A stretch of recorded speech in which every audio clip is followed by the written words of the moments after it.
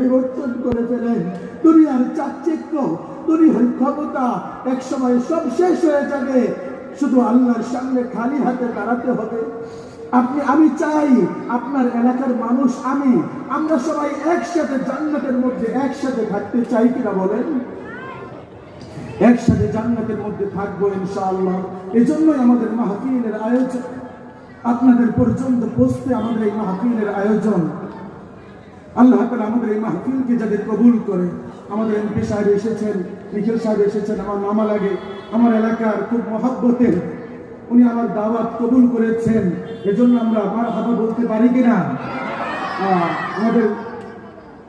আমাদের এমপি সাহেবের জন্য নতুন এমপি হয়েছে, আলহামদুলিল্লাহ। আমরা মন থেকে দোয়া করি আল্লাহ তাআলা দিনের অনেক বড় বড় খেদমত আল্লাহ তাআলা নেবেন ইনশাআল্লাহ। দিনের প্রতি অনেক বেশি আগ্রহ, আলহামদুলিল্লাহ।